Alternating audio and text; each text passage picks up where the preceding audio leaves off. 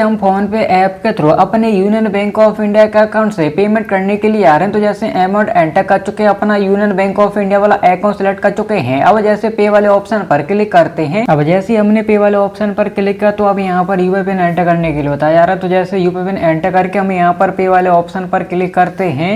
अब जैसे हमने पे वाले ऑप्शन पर क्लिक किया तो जैसे आप देख सकते हैं हमारा जो भी पेमेंट है फेल्ड हो चुका है और हमको यहाँ पर बार बार इस तरीके का एरर प्रॉब्लम आ रहा है, payment failed, your bank is currently not align payments, please try again later और use a different bank payment method. हमको इस तरीके का प्रॉब्लम आ रहा है। तो हमको बताया जा रहा है कि आपका जो यूनियन बैंक ऑफ इंडिया का अकाउंट है वह यहाँ पर पेमेंट करने के लिए अलाउ नहीं कर रहा है, इसी वजह से आपका पेमेंट फेल्ड हो रहा है। यहाँ पर बताया जा रहा है कि आप बाद में ट्राई कर सकते हैं या आपने पेटीएम में और कोई अदर बैंक अकाउंट लिंक करके रखा है उसके थ्रू पेमेंट कर सकते हैं, लेकिन union bank of India account के थ्रू नहीं कर सकते क्योंकि हमारा union bank of India payment को अलाउ नहीं कर रहा है। अब यह प्रॉब्लम क्यों आ रहा है? तो गाइस यह प्रॉब्लम बहुत से बार टेक्निकल प्रॉब्लम के कारण भी देखने को मिलता है, जो कुछ घंटे बाद ऑटोमेटिक ठीक हो जाता है। लेकिन यहाँ पर दूसरा तरीका यह दूसरा रीजन यह भी हो सकता है, जैसे आपका अकाउंट फ्रीज हो जाता है, होल्ड हो जाता है, तो भी आपको यह प्रॉब्लम देखने को मिल सकता है। अब आपके अकाउंट में प्रॉब्लम क्या है यह आप कैसे पता कर सकते हैं?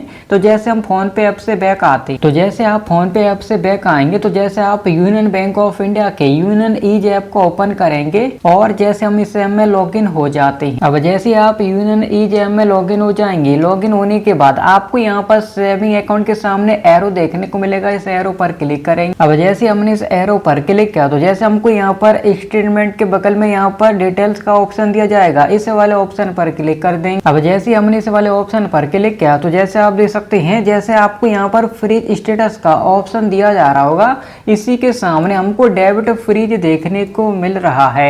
यानी जो भी हमारा यूनियन बैंक ऑफ इंडिया का अकाउंट है इस पर डेबिट फ्रीज लग चुका है, यानी हम किसी को पैसा सेंड नहीं कर सकते लेकिन रिसीव कर सकते हैं क्योंकि यहाँ पर डेबिट फ्रीज लगा है। तो आप इस तरीके से पता कर सकते हैं कि वह टेक्निकल प्रॉब्लम है या फिर आपका अकाउंट फ्रीज हो चुका है या होल्ड हो चुका है, आपको यहाँ पर फ्रीज स्टेटस में देखने को मिल जाएगा।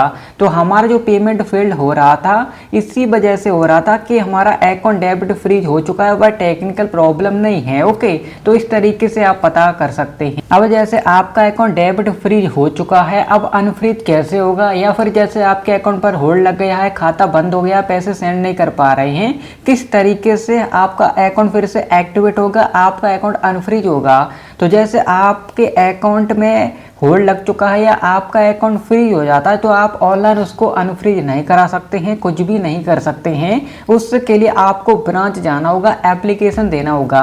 एप्लीकेशन किस तरीके से देना, तो जैसे आप हमारे यूट्यूब चैनल पर विजिट करेंगे, हमारे चैनल के अबाउट सेक्शन में आएंगे तो आपको हमारे टेलीग्राम चैनल का लिंक देखने को मिलेगा। जैसे आप इस पर क्लिक करेंगे तो आपको यहाँ पर एप्लीकेशन किस तरीके से लिखना है। जैसे आपका अकाउंट फ्रीज हो चुका है, आप ट्रांजेक्शन नहीं कर पा रहे हैं, तो इस तरीके से एप्लीकेशन लिखना। इसी के साथ आधार कार्ड, पैन कार्ड का फोटोकॉपी अटैच करना है, अपने यूनियन बैंक ऑफ इंडिया की ब्रांच में इसको सबमिट कर देना। उसके बाद आपका जो अकाउंट है फिर से एक्टिवेट हो जाएगा।